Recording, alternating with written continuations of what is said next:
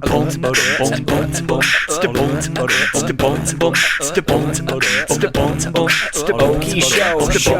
welcome to the podcast that explores the heartlands entertainment industries. I'm Brian. I'm Kelly. I'm Nicholas. And how's it going, everybody? I'm glad we've gathered here today. I have to bring up something that we were talking about prior to recording, which was a tumultuous way that Kelly was asked to the prom. Pew, pew, called out. Pew, pew. It's too good of a story to not have on the show. This listeners, viewers, whatever, this story made me question. Just made me have so many questions. I'm not going to name names. So there's that. I'm just going to be totally neutral because, listen, we were young and in love. I'm just kidding. No, we were not. No, it was not true love. It was not meant to be. So one of the first ways I was ever asked to a dance, which I was thrilled about, and this was by, I will give that he was someone who was involved in the theatrical arts world. Okay, so he had a flair for the dramatic. He was an actor. He asked me to like a semi-formal, and this was I'm just gonna say it. Okay. just rip the Band-Aid off. Coffee. I got invited to go get coffee with some people. And he was involved in that coffee group. So I thought, oh yeah, I should probably go just to be in the same vicinity as him. He wasn't like a direct like date invitation. So I went, and at the coffee house, I proceeded to be kidnapped.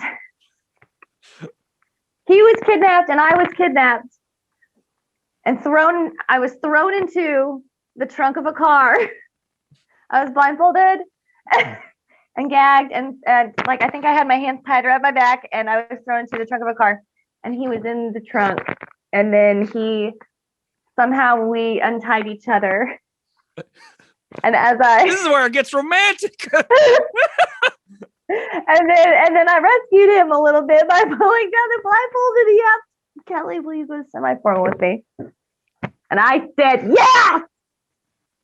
What if you had not like realized that it was all a prank and you were still like in like what? Why is your mind on the dance? We're being trafficked right now.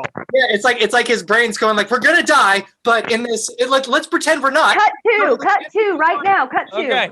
Brian and I are at the coffee shop, and Nick has plans. He has big plans. Nick has big plans. Brian. Okay, I just ordered coffee, so let's sit down, okay? I don't know. Someone wrote me this weird note, Brian, and they told me to come here, and that I needed to be having coffee with you, okay? So I'm here.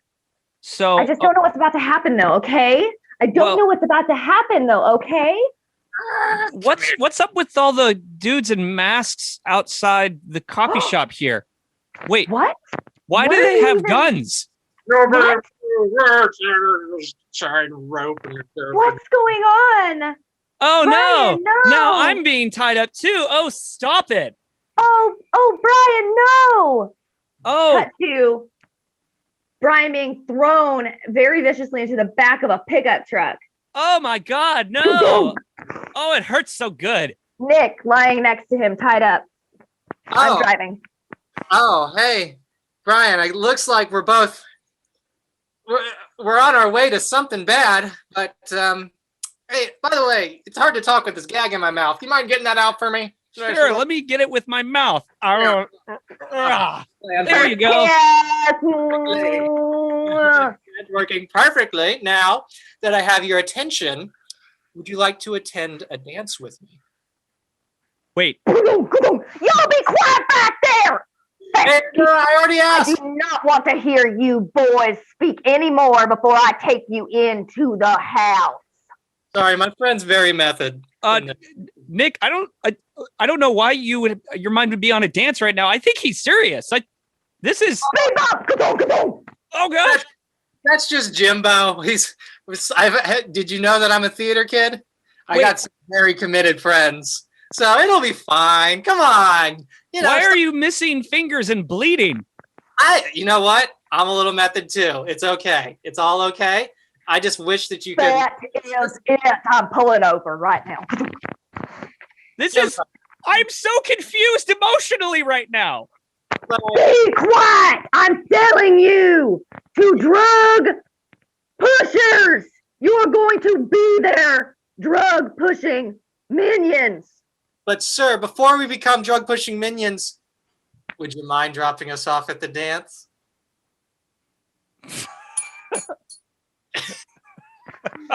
Like, that's not a far cry from the story Kelly told us and then tried to move on. But he didn't just tell us that story. Yeah. And like I said, like back then, it was like we talked about why that would have been like a thing. Like why was that a thing? But because prank shows were big, and it just started to become kind of big to ask people. Right. So. Prank shows were in. Prank shows were in, but I don't remember how many episodes of Punk'd threw Justin Timberlake into the back seat of a car and then Ashton asked him out to the dance. I felt like it probably should have been more romantic, but I can't tell because I don't think he knew that I liked to be scared. I don't think he knew me that well. It seems like stumbled upon from the story you told. It seems like this dude was just taking a shot in the dark. And he just so happened to fall upon this crazy bee. And on the 10%, and I'm just like, yes, I'll go. And then he had to dump me after that. He was like, "She be nuts. She liked that." That was all a test, and you failed. Yeah, but then you said that he asked somebody else, like he did another like crazy. I can't even remember specifically, but it involved the same building that he asked me at. But this involved like being taken up to the roof, like at night. And like, I think that there was a fall involved. Like, I'm remembering now that I'm saying, I think that she got a concussion because she fell and hit her head. But regardless, I think that he tried, or there was a, sorry, I forgot about that part. Was he holding her on the edge of the building saying, "You will go to the prom with me"? But no, I think he tried to like Spider-Man it or something and like do an upside down, like kind of stunt thing. I don't remember specifics. He better not. I'm gonna get Instagram message. I am not quoting that this is all direct. This is like hearsay from me. I'm a gossip queen. So I did live through part of it, but the rest of it, I don't know. I just feel like I don't want to take any shit. A kidnapped gossip. That is the most and then the next bonkers. girl he gave a concussion to by asking her on the roof of a building. Gosh. We don't know said details. So just in the follow-up, and I haven't asked this yet, but just in the follow-up, you know, like in the 10 minutes after, fake kidnapping, untie me, please. What was the conversation like after that? Very uncomfortable because I did not know what to say. Oh, shit. So it was very silent. And I think I said something along the lines of, "That was my first kiss." And he said nothing back. Wait. He kissed you in there? Yes. At the end. In the trunk? No, like he asked me and I said yes, and then he kissed me. Aww. And then while you're tied up. While you're tied up. No. Yes, this was untied. I don't think that was a request. I don't think that was a request for him to kiss you. I think he was going to do it. like I've done so much stupid shit as a teenager. my brain was not developed. I've done some really, really dumb things. The thought process of, like romantic is like rope, blindfolds, gags, back of a truck, suspense. I want to see the workshopping of this idea of like, okay, I do guys, too, and I gotta ask her out. I think she's she's the one. And I gotta have ideas. Like, should I just get her? Should I like write a letter, or should I like kneel down and ask her? No, bro. No, hear me out. Tie her up, throw her in the back of the trunk, blindfold, let her sing you. Ask her and then shove her out the door and drive away, like Dwight Schrute it, like when he leaves Ryan. He leaves Ryan at the middle of nowhere. Like, should I do the thing? I don't really like the thing of where, I nag a girl and make her feel bad about herself. No, you just do it in one go. And don't make her feel bad about herself. Make her fear for her life. Yeah. And then kiss her and make it super confusing, but don't say anything. Meanwhile, and then go to the dance with her. First date like emotionally scarring.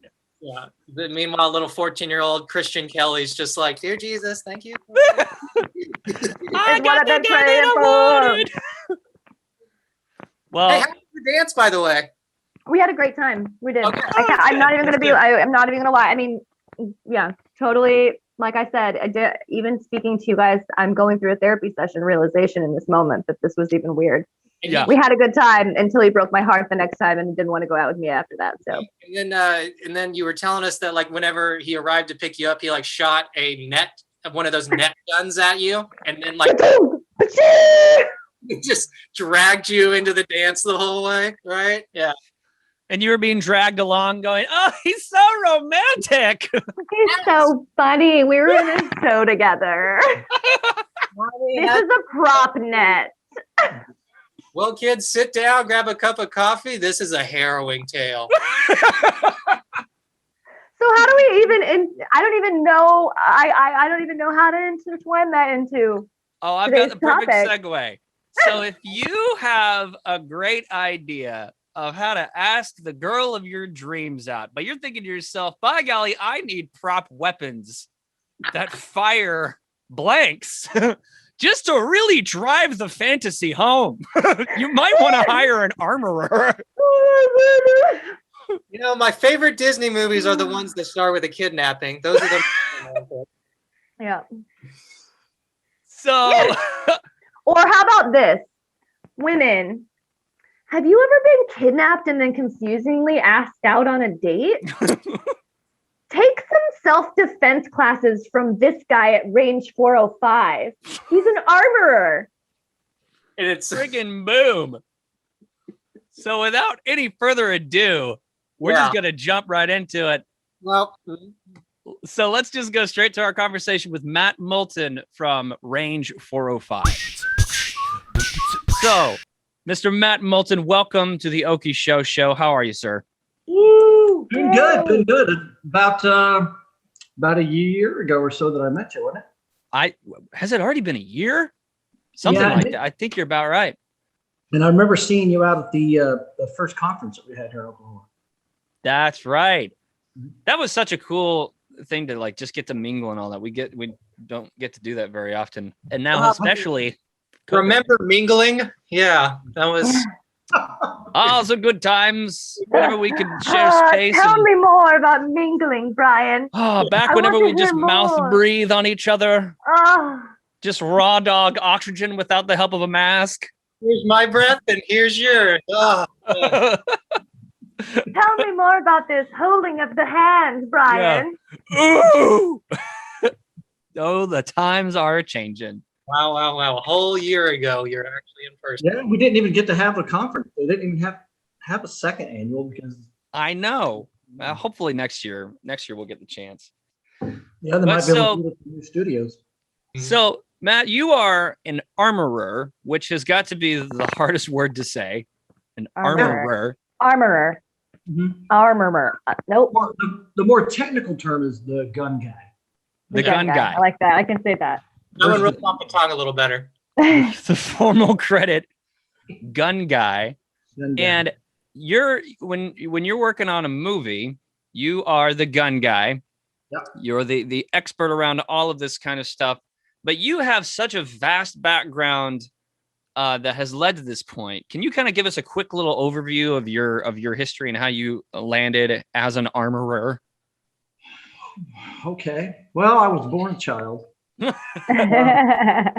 Well, see, I was in the Army, about 15 years of active duty and reserve, and the last half of my career, I kind of got to do some stuff with these special operations guys, and I thought that was pretty cool. So I switched over and did that stuff for the last half of my career. I did about 26 years total. Near the end, I was part-time, so I was working for the Army Reserve, but I was basically full-time with them. So they would say, hey, we need someone to go down to the jungle, and I'd go down there. Hey, I need someone to go up to Labrador, and I'd go up there. So I put together different teams and did that stuff. And then when I started transitioning out, I decided that I wanted to start teaching people. So I started teaching people self-defense. And that's how I got pulled into the movie stuff. Through a mutual friend, Josh Caldwell was coming in to do Infamous, and he needed some firearms training for Jake Manley and Bella Thorne. So that was my introduction to movie stuff, was Bella Thorne walking in the office. Right. Yeah, I guess I'm in movies now. Yeah.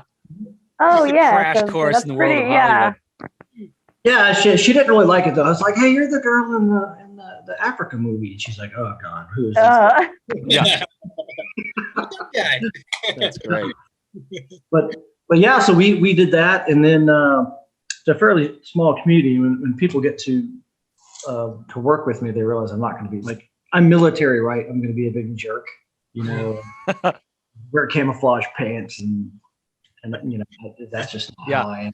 Start every sentence with, so there I was. Yeah, exactly. I would say one of my last assignments when they transferred me from Southcom, working in Central America, up to Northcom, I had to go up to Labrador, Newfoundland, Arctic, subarctic zone. When I needed soldiers for there, they had me pulling soldiers from like upstate New York. And so I get these soldiers from upstate New York, and I'm like, oh, I'm gonna have these city guys. And this guy walks in, and he's wearing a cowboy hat and he's chewing. He's like, hey, how's it going? I was like, hey, I would assume that. country everywhere. It's just the lot of the city folks, we do get stereotyped a bit. Like I'm from Oklahoma, and sometimes I play it up, play the accent pretty thick. Tell me a little bit about what exactly an armorer does on a movie set. So one of the things that a lot of the productions try to do is they try to bring the armor in, say, last second. They have everything going, and they go, hey, gun guy, just show up with guns. And what I'm getting a lot of now, when I try to tell people, hey, get me in the process as soon as you can, and I can help develop the scene. I can get everything ready ahead of time, get the right gun for that person, whatever that character happens to be. Mm-hmm. And then I don't know what it's doing. And then the other thing I get to do is I help train people. So I get to train the actors for the style that they're going to be handling the gun in. So if it's, an assassin or a soldier, they're going to have to look like they know what they're doing, because people can pick them apart. If it's just supposed to be a, random dude with a gun, well, we need them to be kind of free and loose with it. Mm-hmm. So we get to do a lot of the training ahead of time, which was vital with Out of Exile, because he had some really kind of key players, and they were supposed to have been practiced. One of them was military trained. So those guys came out. We trained them for 2 months before the movie even started. What does the training pertain to? Like just going out and shooting, or just how to hold it and everything? What's all that? What's involved in that? Yeah, well, for these guys, they were supposed to be able to function as a robbery crew. So we start off with their basic handling, and the more I can get them to handle it, the more comfortable they can look with the firearm in their hand. Mm-hmm. And they actually practice coordinated movement. So they learned how to do all kinds of things with the firearm, and then to look comfortable doing it. And then we did some scene-specific rehearsals. So they got to go through some of their scenes. You know how it is. Everyone looks best on their seventh take, right? Yeah. In a dynamic scene. Well, on these robbery scenes, these guys they got to practice it 20, 30, 40 times before we even got on camera. So cool. When they got on camera, I mean, you saw it, Brian. They looked solid. Yeah, the word you're looking for is sexy. They look sexy. Yeah. They knew what they were. They knew what they were. Everything was new. This is like I was just telling them that my husband wants me to take a class so I can learn to handle his gun, which I think is excellent. And I've never shot a gun before. But this sounds like what I should do first, because I'm an actor and this is how my mind will work. And I only know how to improvise, hold a gun, and that's it. So I need the next acting step, and then I'll go full blown, get my license. Yeah. do See, and that's the other thing that we did. The other thing I started doing is just teaching people self-defense. And half of my clients are women. Women are seriously good at firearms. Yeah. You know, women have they have better hand-eye coordination. They have more tactile feedback. They have faster reflexes. So if I get a couple out there, I have to be careful because the wife will start out shooting the husband, and there's some machismo issues that rear their ugly heads there. Full disclosure, my mom outshoots me, and I go to the range pretty regularly now. But my mom can like shoot circles around me. It's crazy. And she's this little unassuming lady. Yeah, women are amazing self-defenders. They really are. Yeah. When we get the actors out there, we just try to set them for their character. You know, so if they're supposed to have training, then they look like they have training. If they're not, then they need to look really rough. You know, the big thing in the firearms world is about as toxic as anything can get. You know, so you'll post a nice video of a grandmother learning how to shoot. There'll be some idiot that will go in there and go, her finger's not in the right place. Shut up. Yeah. The purists. Yeah. And so that's what we try to translate into the production is those guys doing or manipulating the firearm the way they would according to who that character is. You know, like our gangsters need to look gangster. They don't need to be worried about trigger discipline because they're gangsters. Yeah. Yeah. As an actor, I could see how that'd be so helpful. Like in my mind, that's like to feel comfortable as my character's comfortable with the gun. So therefore I need to be comfortable with this gun. I need to know how to use it. I want it to look natural. So I'm not constantly in my head about it while I'm acting. Yeah, exactly. God, I wish my video was working so I could show you guys. But one of the biggest things is, so it's supposed to be someone really trained with a firearm. And there's this thing could be called the teacup. And imagine like you hold the pistol, say in your right hand only, and you take your left hand and you set your right hand on top of it like a scissor, paper, rock kind of thing. It's called the teacup. If your character is supposed to know what they're doing with a firearm, that drives the whole firearms community insane when they see that. Oh, like this or like this? Yeah, kind of like if you put your left hand out like a flat saucer and take your right fist and set it right on top of it. That's teacup, right? Yeah, she got it perfect. That's a perfectly wrong way to handle your gun. Good job. Nailed it. But now someone that doesn't know what they're doing, that's exactly how they should be handling it. So right. The other thing that I do a lot of is help them kind of change what firearm they want to use. You know, so you have the right firearm plugged in there. That makes sense. Yeah. The big productions, they have all those prop guns, and they'll just go grab something crazy that you're like, why in the world are they using it? They haven't made that for 80 years. Yeah. I have to. I'm at some point going to pull up the Nerf gun that my son got for Christmas again. I'm going to pull it up. It's called the Pharaoh. It's insane, and he's bigger than him, and it's hilarious. So at some point, it's coming out. Yeah, it would be inappropriate in any sketch or anything. Yeah, that's how inappropriate this gun is. You could never find an appropriate moment for this gun.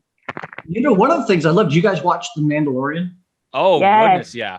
You know what I love about that, and you can imagine now because you guys are all into production. When you watch something, you pause and you talk, and you pause and you talk, and you say, "Wow, they did this and they did that." So every time we watch anything with guns in it, my wife was automatically, she had to go take her happy pill because she knew I was going to pick it apart. Pause. She goes, "That is not." Look at that! They clipped that there, and that's a 3-camera shot. And she's like, "This is worse than it's ever been in my life." Because now I'm doing all the gun picking and I'm doing all the production picking. So she's kind of in her own personal hell when she watches something with me now. I love that. That is so funny. Yeah, it's fun stuff. But the other thing I get to do, I get to help them pick out the right firearms. And then with OOE, we had enough lead time that I built custom guns for each one of the actors. Oh wow. Which is fun. That's kind of what I do. Go ahead, Kelly. Oh no, I'm sorry. I just was gonna say that I know that Brian had mentioned that there's a difference between using a regular gun and just shooting blanks, and like it can like hurt you, like harm your gun if it's not the, like, I don't know anything about it. So can you speak to that a little bit? Like why you would need kind of proper guns set up the right way for a movie shoot?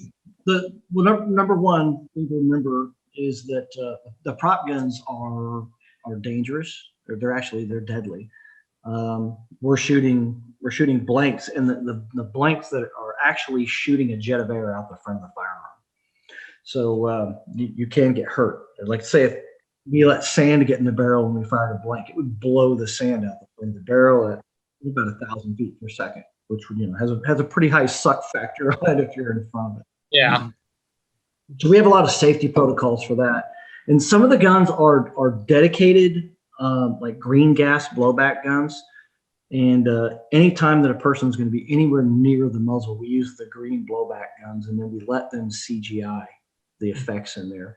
Oh. Everyone assumes because I'm a gun guy that I want people blazing away at each other with blanks, and I don't want to use them unless we have to use them because they can do amazing things with the effects, and it's so impressive. Like I can pick it up, I can tell whether it was a real, whether it was a blank fire, whether it was a CGI. I know what the shape and color or look like. Most people, they don't know. They don't care. As long as it looks real, it is real. Yeah, but that's a lot of the comments that the wife gets whenever you're watching movies together. Like that was real. Yeah, I'm like, look at that teardrop. That's not really a teardrop like that. And she would tell by the color, and she's like, "You shut it. I just want to watch him shoot it." Yeah. I just wanted to watch this Bruce Willis movie. Yeah. So we've gotten to where we'll watch a viewing now, and I'm quiet, and then I watch it a second time, and I have commentary with myself because everyone. I have 5 kids. They're like, we've had enough of this. Yeah.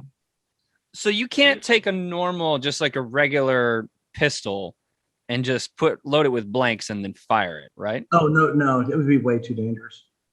That'd be way too dangerous without it obstructed. And then a semi-automatic pistol. Semi-automatic means you pull the trigger. It fires the round. It ejects the old casing, loads the new casing, and it will not continue to fire. That's semi-automatic. Mm-hmm. But of course, all the directors think that everyone owns a machine gun.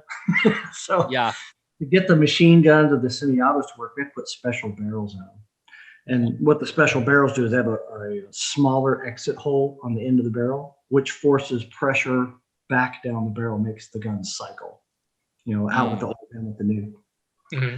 So we have to kind of figure out what is the shot needing, and then we kind of adjust what firearm we're going to use for that.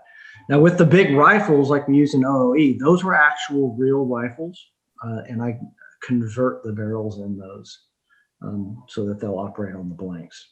Yeah, they're real up guns. But when you're having super close-up shots, like we have super close-up shots of Adam. And if you guys don't know Adam's such a great actor. I love that guy. Yeah. And they got these big close-up shots of him with that rifle. If we don't have a real rifle in his hands, I mean, people are going to be able to tell. Mm-hmm. And then guys like me are going to go nuts if you look at that rifle and there's not sights on it. Yeah. I catch him in the movies all the time. I'm like, that's awesome. He doesn't have any sights on his gun. But yeah, so we kind of use there's a variety of tools, including the solid rubber gun. We were shooting Model House this summer. A lot of the stuff was really up close, and so we use rubber guns, or we used a foam gun, so that we just want to mitigate all of the risk. So you need the firearms in there because they're in the script, but you want to get rid of all the risk you can possibly get rid of. Yeah. So you're not just walking around willy-nilly on a set with these prop guns and still pointing barrels at people and all that kind of stuff. Oh yeah, well there's very little actual pointing of guns at people. We had Peter Green. If you guys haven't met Peter Green, you have missed out because that dude is frigging awesome. And I started to see Brian smiling because they're like, "What's Peter Green? Boy, I bet he's going to be a real pain to work with." And he was one of the nicest, most down to earth guys, and everyone just loved being around him. Well, Peter's got a couple of scenes where he is straight up sticking a gun in another guy's face. Mm. And there's no way to get around that happening because it's in the script.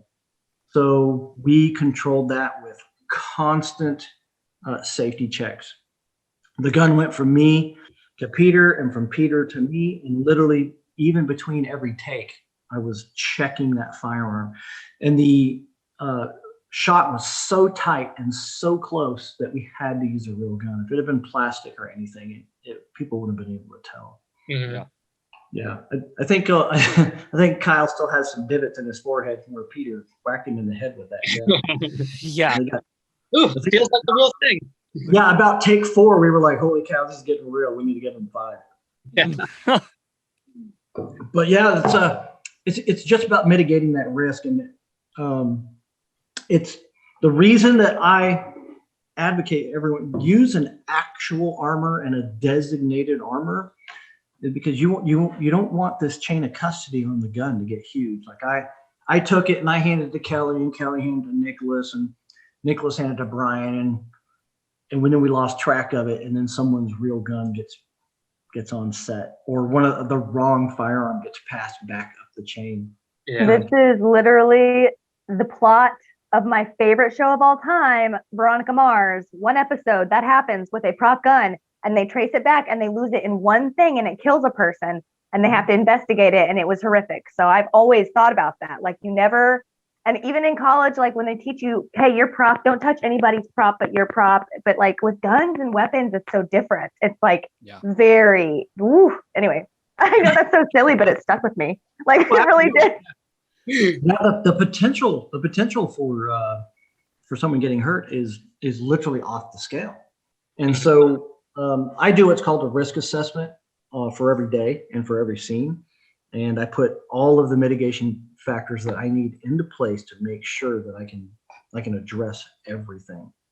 Mm-hmm. So it's kind of funny. They sent me some pictures of kind of when we were shooting, and I didn't realize the guy was taking pictures. And I'm bristling with firearms because everyone's gun comes straight from them to me. So I have one in each front pocket, and I've got one in each back pocket. Yeah. I'm just making sure it's A to B, A to B, A to B, A to B. It's the right thing. Yeah, I check it every time. I did Wild Indian for Mr. Corbin about a year ago, and we didn't have a lot of guns on the set, but there was a lot of takes and and it was really. Brian, you were on Wild Indian, weren't you? I missed that one. I was on something else during that time, I think. That was really the first ones that I did solo, and so I didn't have an assistant armorer with me, so it was fun. I had to get everything locked in my cart, and then I was having to walk back and forth with it.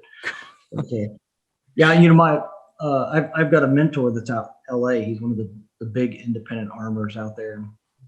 So one thing that he impressed on me when I was first getting into the industry, he said, you don't only sell yourself for what your actual capability is. Don't claim anything that you're not. And if you're not sure about something, don't answer a question. Well, yeah, especially when you're dealing with freaking guns and stuff. Like, don't fake it till you make it in that arena, please. Yeah, there's a lot of guys that are like, well, that's okay. We'll drag this guy on in an armor because he used to be a SEAL. Well, that's great, but it took me a long time to get out of my mentality with live guns and adopt a whole different set of practices for working on the set. Yeah. And I didn't do that alone. I had 2 or 3 mentors that helped me kind of make that transition. Hey there, film folks. If you're trying to get your project made, I got to tell you about my friends over at ngpfilm.com.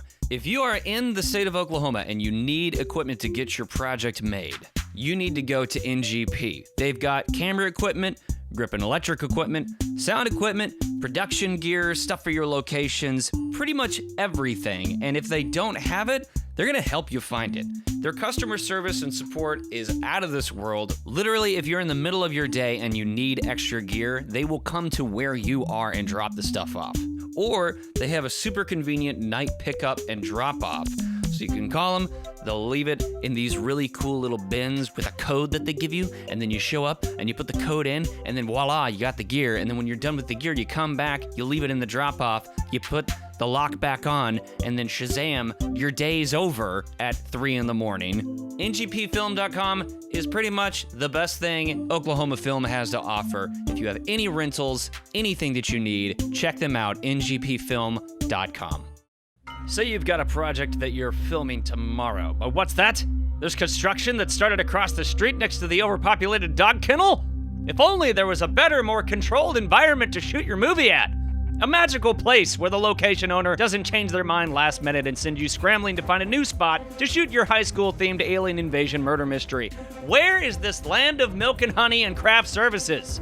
Green Pastures Studio in Oklahoma City is a 12-acre campus boasting over 8,000 square feet of Hollywood-grade soundstage, plus standing sets including a high school, police station, hospital, bar, a full house, and a wooded backlot.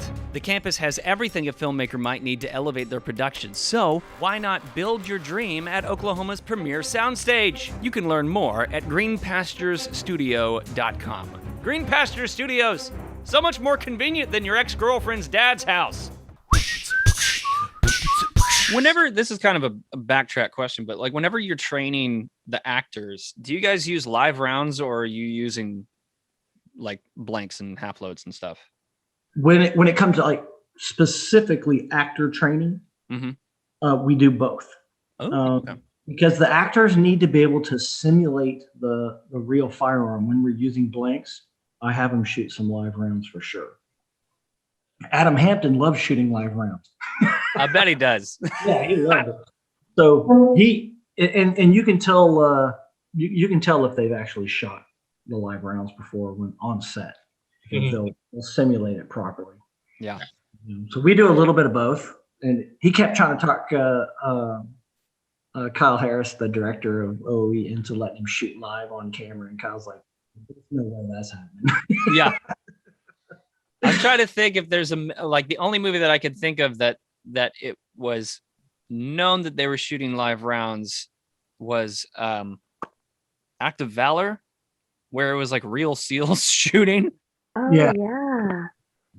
Which I'll tell you what, man.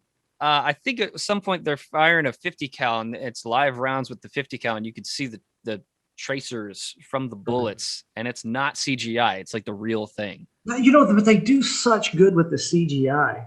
It's just a safety factor for me.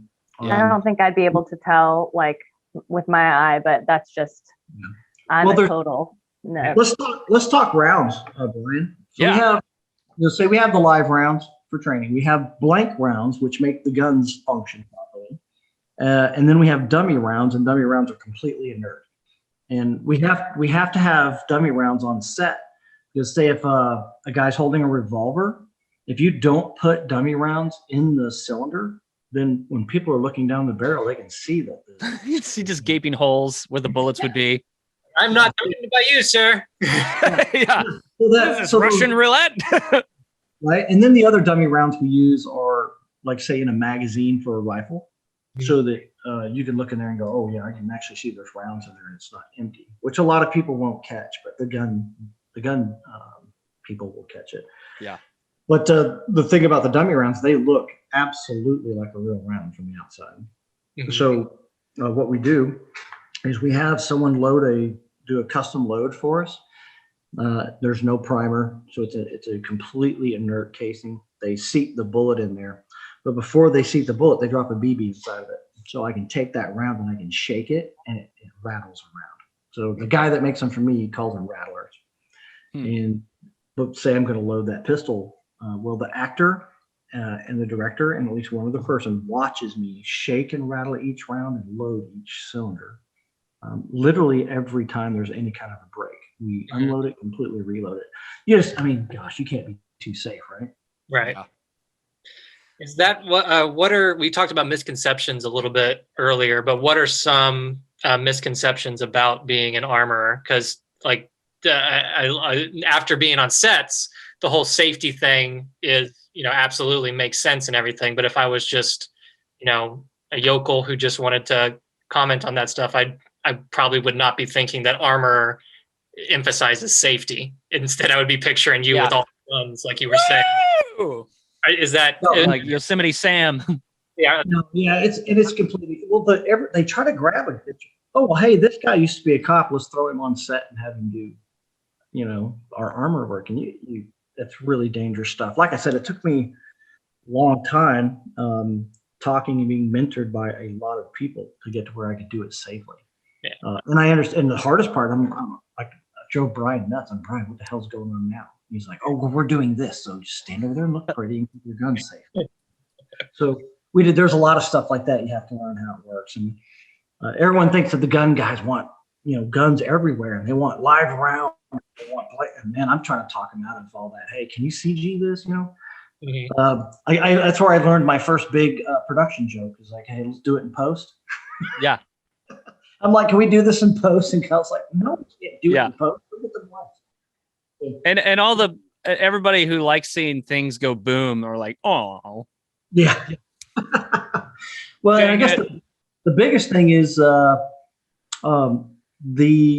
gun guy should be the guy that is pressing absolute safety. And if there is a safety issue of any kind, he's got to step in. I mean, it doesn't matter whether you make the lead actor angry or the director angry or one of the producers angry. You're the one that's making sure that, hey, this angle's too tight. I have a chance that something's going to come out of this barrel at an odd angle and injure an actor. You just have to put your foot down on it. Yeah. And this is going to sound kind of funky, but I had an experience in one of the productions where I had to tell them, hey, you really shouldn't set off this explosive on this actor's body because it's an unsafe explosive. And everyone kind of looked at me like, what do you know about it? I'm like, well, 26 years in the Army, special operations, explosives training, that might blow a chunk off. Kind of.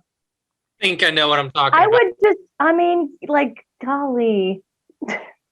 Yeah. Well, it is really funny how on some low budget movies that you see, I've seen that a couple times where there's just assumptions of safety. And you hear don't worry about it. It's fine. Is it though? Yeah. Well, yeah. I mean, you heard my speech a dozen times, Brian. My first speech is everyone is a safety. Mm-hmm. Everyone is a safety. And if someone's uncomfortable with it, it needs to have a discussion at least. Yeah. Right. So when we actually had this deal, like it's on that one set, I told them not to do this, and I said I'm leaving set because I literally don't want to have to fill out the form. Yeah. But, yeah, it's crazy. It's crazy. Like, can I shove this in his mouth? I'm like, no, you can't shove that. No. Or can I point this at the actor? I said, hey, let's not point this at the actor.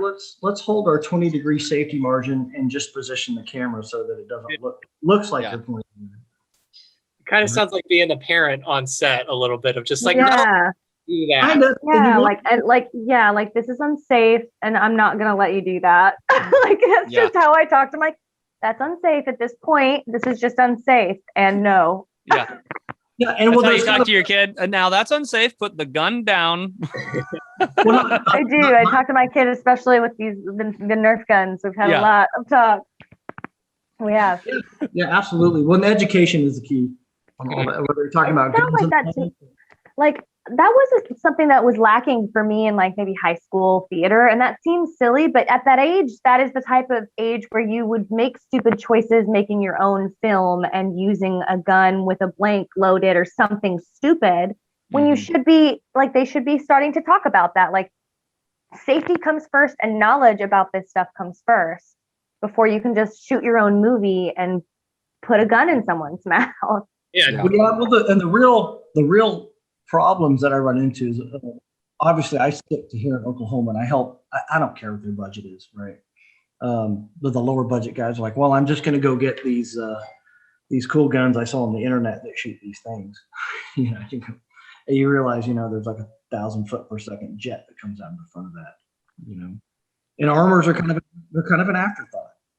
On most of the movies, they're an afterthought, or they contacted really late.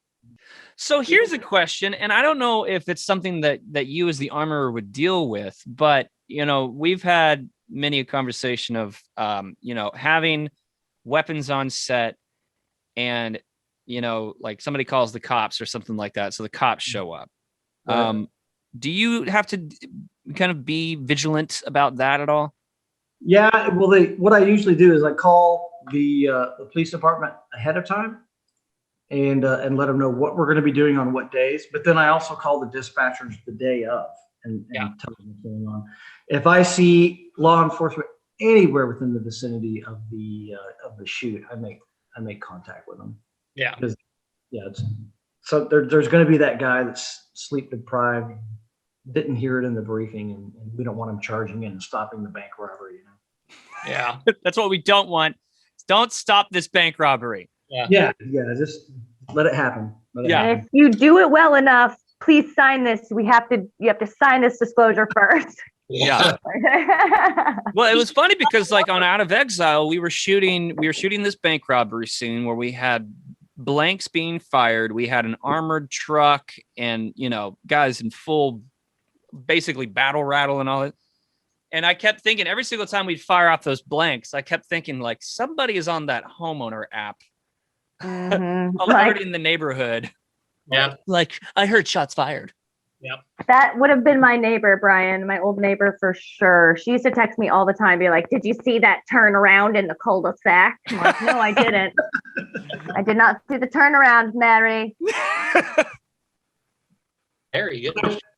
One of the things about armor that's been the most interesting is learning how your industry works and how it doesn't work with the gun industry very well.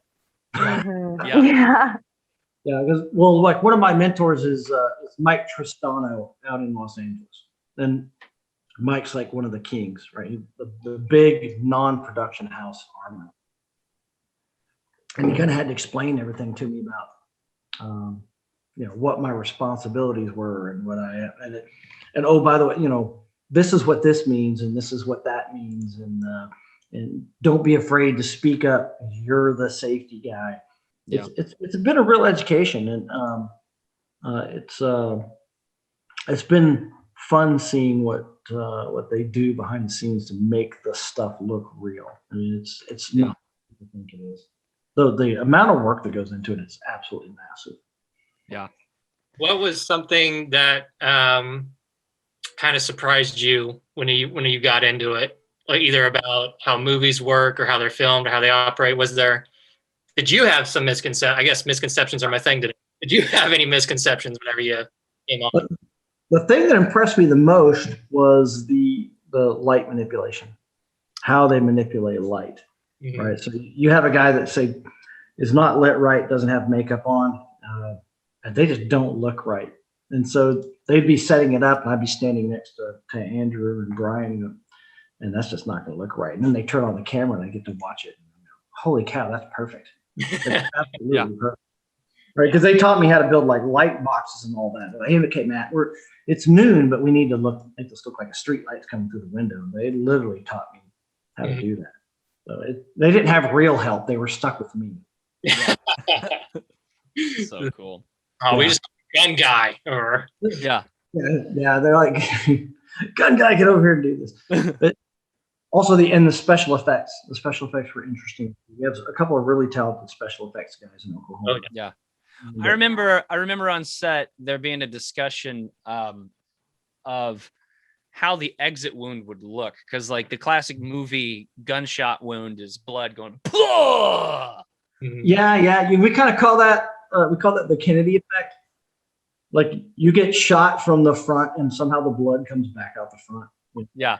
Because in reality, what happens?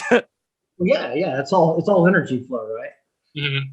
But we had Troy did the special effects on. Yeah. And then Jeremy Ralston did Infamous, and those guys, they're very reality based in what they do. Yeah. So all their stuff looked, fabulous. They didn't cheat the system. They actually did the effect, and it looked great. It was really impressive. Yeah. I love Jeremy. He's always looking to blow stuff up. Yeah, he's great. I wish we could get him out of Georgia and get him here. Agreed. We can't pry him away from Stranger Things, though. Yeah. Yeah. Well, hopefully we'll be able to get that fool on the show at some point. Maybe we can convince him to move back. Yeah. If he hasn't already told you about the time he punched a bear, get him to tell you that. he's one of those dudes where he was more than happy to say, hey, here's exactly what I'm doing. Here's exactly how it's going to work. And, you know, there's the professionals, and while they're running their profession, they teach everyone around them. Yeah. So the more I know, the more I can make my product better. So especially when I'm working the gun, he's working the impact. If I don't know what he's doing, I can't do a good job. So Yeah. He was a really good mentor right off the bat. Say, hey, Matt, here's how this is going to work. Try not to screw my effect up. That's great. Yeah. What kind of advice would you give to, you know, the young filmmaker who's just trying to get his or her project made, and, you know, maybe they don't have a massive budget, but they want to have these weapons in their shots? What advice would you give them? Yeah. Just look up the person in your state. There's an armor in almost every state. And I'm never going to do the big, you know, I'm not going to do the John Wick because I don't want to do that stuff. I like making myself available to the people here in Oklahoma, and doing the stuff that they need. Just reach out to them. A lot of people are intimidated. They go, you know, they go on my instructional website or the Range 405 website, and they look at my, you know, and think, oh, I can't call this guy. This guy's going to be a jerk. You know, if someone did that, they can't be a nice guy. Right. But, yeah, I'm like, call me when you're writing your script. I love it when guys send me their early scripts. I'm not going to rip you off because I don't write scripts. I don't pitch scripts. That's not right. But I tell them early on, I can tell you, like, hey, this is the actual dialogue that's going to come out of a police department, or this is the actual dialogue that's going to come out of something in the military, and let me help trim your script like that. And they go, well, you know, how much is that going to cost? I was like, are you kidding me? I'm getting to read a script, you know. And I'm one of the armors that reads the whole script so that I know what my characters are, and I can adjust it to fit that actual character.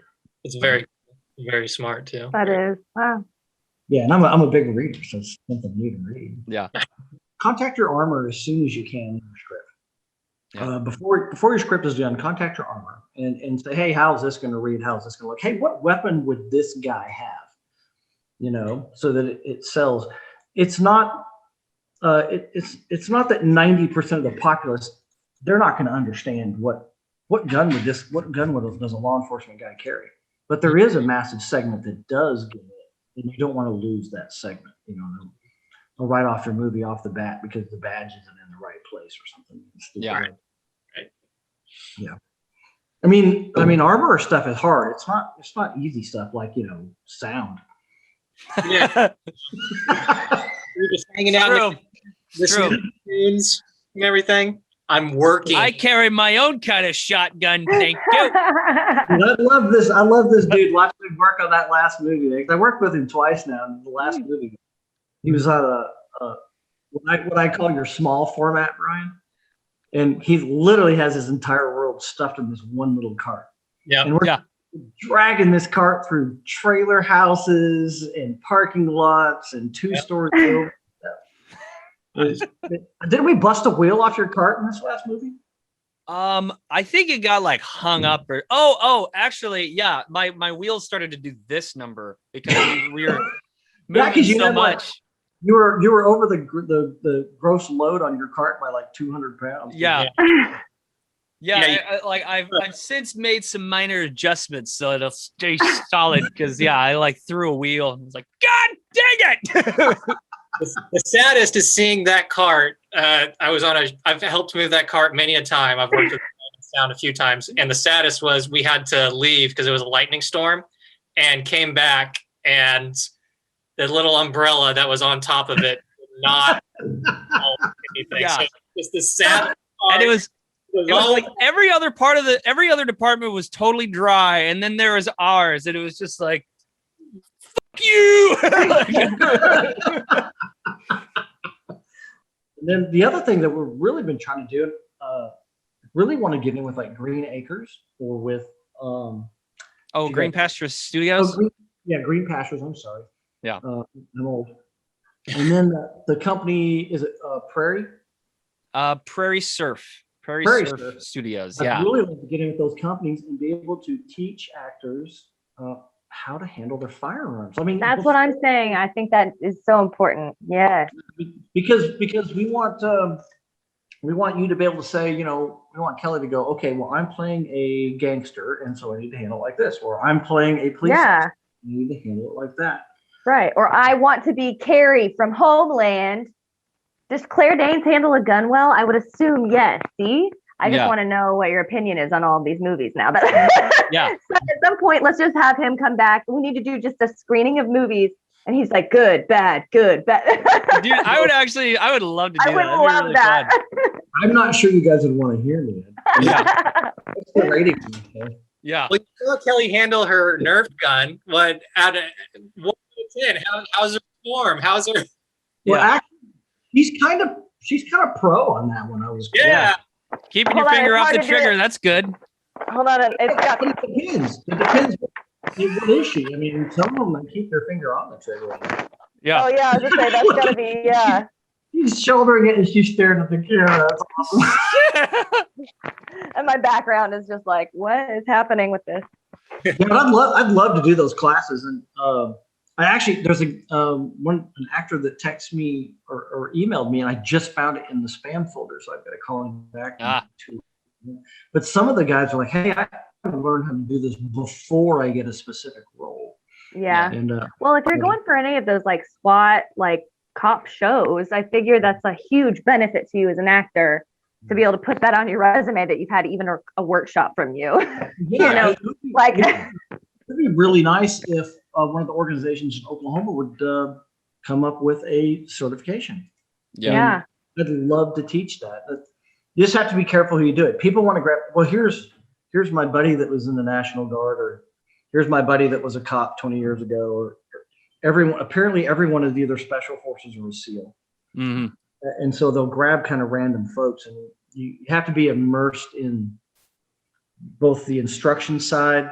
So I'm trained in the handling because I did it for 30 years, but I'm also an instructor, and I learned how to be an instructor without being a jerk, which is the real problem. I mean, you got a lot of people that have the knowledge, but they can't teach. Teaching is its own skill, right? Mm-hmm. Yeah. So you and have to then be able from the Hollywood perspective too, working with how the camera, how everyone needs to, like, that is huge too. Yeah. It is what needs to be done, what doesn't need to be done. And some of the things, well, this is the way we would do it on my tactical team. This is the way I would do it in teams, but it's not going to look good on camera. You have to adjust it so it looks good on camera. Yeah.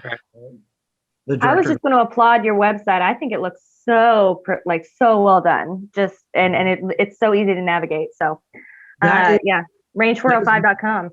That is my brilliant marketing girl that does it's that. amazing. Super she does all my graphics, all of my web content. She's like, okay, so tell me in caveman speak, and then she translates it to where it makes sense. It's great. Yeah. Which, on that note, go ahead and plug yourself. We got range405.com. There's a couple small companies that I do. OKC Tactical is the company where we do our self-defense training. Range 405 was started specifically to provide the actor training and the movie armor work. And then recently, I got to buy the range and the facility that we trained at. Nice. So that is Range 66. It's in Yukon, Oklahoma. And it's a private club. So it's really easy for me to get the actors in there now because I own all that. So I don't have to fight with anybody for time or space. That's great, man. Yeah. And then I just go, I'm retired after so many years in the Army. So I just basically hang out and do fun stuff. I mean, everything I do, I love. Someone asked me the other day, like, what do you do for work? I haven't worked in years. I haven't worked since 2018. I just go and do stuff that I love, which is why I mesh well with the production people, because first time I talked to Brian, he said, we all love our work, and you know that we do because we're all really poor doing it. Yeah. You can tell. Yeah. We're all broke and we love it. Adverse benefits of pushing your little sound card around. Yeah. That has the ever so pathetic sounding squeak. Yeah. I swear I have the only card in the entire set that squeaks like a little homeless guy pushing his card around. I'm telling you, man. But the funny thing is when you're on your small setup there, watching the rough cut, you crushed it all. You got everything. Good.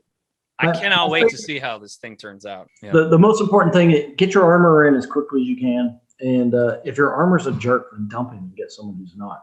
Yeah. Anything having to do with firearms is stressful enough. You don't need someone that's actually making everything more stressful. You should be getting a guy that's making everything less stressful. Yeah. And that's really, like Kelly was saying, we call it seamless integration, because we want people to get relaxed and go, hey, Matt has this. I can do my job because he's not going to do something stupid or allow something dangerous to happen. Yeah. That's really what I focus on when I'm there. I want it to look good, but most important is I want it to be safe. Yeah, that's great. Well, Matt, thank you so much for giving us some of your time and letting us pick your brain and everything. This has been really, really fun. I've been wanting to do this for a while. Yeah, absolutely. Absolutely. And then hopefully we get to work together here pretty soon. I mean, I know things have been pretty slow lately. I think it's about to pick up. I think we're about to get a nice fat influx of stuff. We got like 2 Lifetime movies shooting at the same time.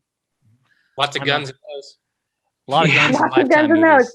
I mean, if they're a murder story, yeah. This next one that I'm on is My Terrorized Teen. So I still have to read the script. And all 3 of you now out at the new place, I have a lot of machine guns. Ooh! Because, just in case we need them for the movies. So you're all free to come out anytime you want. We can shoot some regular guns. We can shoot some machine guns. You guys will get more familiar with that. I would be so down. I've been wanting to take Nick here out to the range for a while because I have my small armory. Absolutely. You guys come and I've never fired a fully automatic before, so that'll be interesting for me. I want to hatchet throw something. That's really where I'm at right now. I want to There's a place in Oklahoma City that you can do that. It's a lot of fun. That sounds like fun to me. Throwing knives and hatchets. Yeah. Enjoyed meeting you guys, and seriously, you guys have to come out, spend some time out there. I'll show you this is what I tell all my actors, and I tell all the people that train with us for self-defense. The gun is just a tool. The weapon is the mind, and you learn how to keep everything as safe as possible and use the tool. That's in all of my businesses. That's really the key goal. Mm-hmm. Yeah, that's awesome. That's great. Well, all right, man. We're gonna go ahead and let you go. And I'll see you on the next one. I'm sure we'll work together soon. Sounds good. I expect some calls from you guys. Yeah. Yes, absolutely. Great conversation. Kelly, those self-defense classes would have really, really, really changed that dance. I mean, yeah, I feel like I could have switched that around, that scenario. It would have probably ruined it if I had some self-defense classes, because I wouldn't have put up with that. I mean, I was gonna say your guy who and his ever so romantic method of asking you out, that could have gone very sour. Look, very quickly. There was a 10% chance. If that's generous, there was a 10% chance that ask was gonna work. I know. The fact that it did just breaks my brain. I'm sorry that I'm that person, but I've always loved being scared. I don't know what it is. Aaron even laughs because he can tell that even when the kids scare me or if he scares me, there's this part of me that just is some glee in being scared. I don't know what it is. Which is think you're an adrenaline I don't junkie. think he knew that I was. Yeah, he didn't know I was claustrophobic, but I mean, maybe that's what started that. I don't know. I definitely at least 3 things in your life are going to be traced back to that kidnapping, asking out, first kiss. Yeah. Well, fun fact, I actually did taekwondo with this kid too. Back when I was doing taekwondo, and I wrestled him as a girl wrestling boys. I did, but he obviously, that was when I was young, right? And he destroyed me because he was so a boy. much more to your backstory that we're discovering in this one conversation. Eventually, and then we did musical theater together. It was fantastic. Eventually, we'll get to the point where you talk about how you and Aaron to start every day have to point a gun at each other and then be like, okay, put it down.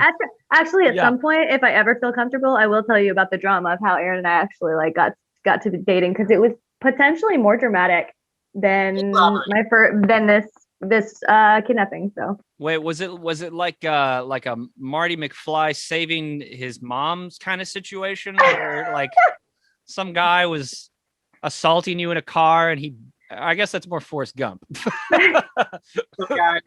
Some guy came in with a bomb strapped to his chest, and he's like, the only thing that'll deactivate this is that there are two people here who commit themselves to loving each other. I'm just realizing just now, maybe this is why I love Nicolas Cage so much. I love Nicolas Cage so much. I don't care what anyone says. I know he's garbage. It doesn't matter. I love him, and maybe this is it. This is like that works, because if I heard Nicolas Cage did that to ask, it would make sense. I would say that makes he's a crazy person, then that makes total sense. Yeah. Yes.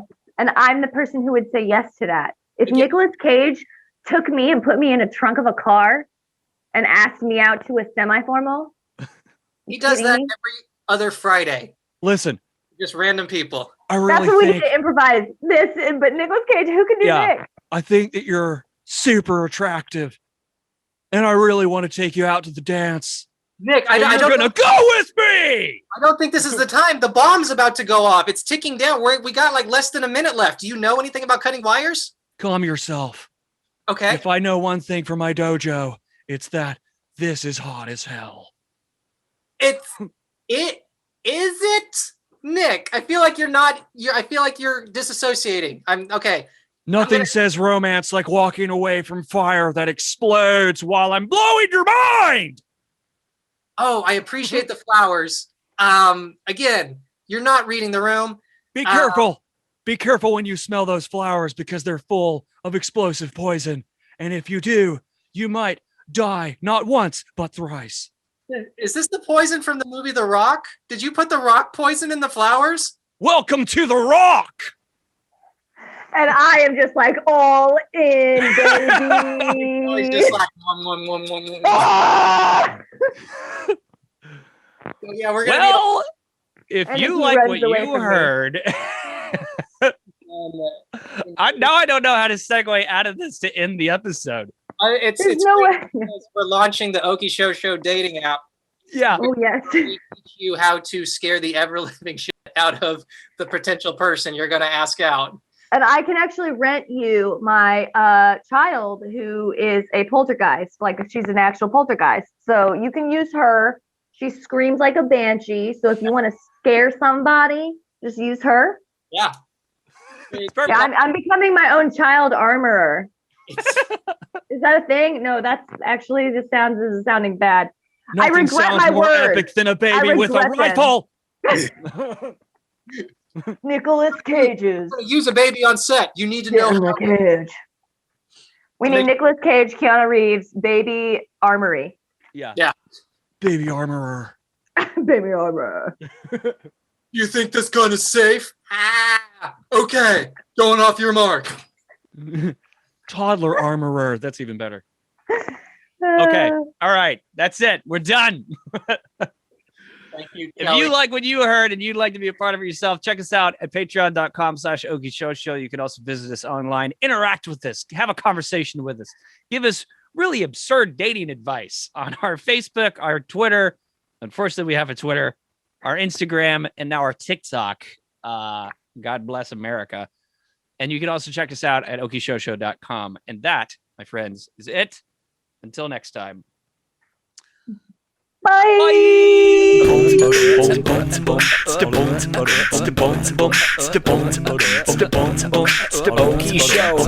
The Okie Show Show is a mostly harmless media podcast recorded at Tower Studios in Oklahoma City. Don't forget to subscribe and give us a 5-star rating. If you're a business or industry professional that would like to advertise on the podcast, email info@okieshowshow.com. Rates starting as low as $25.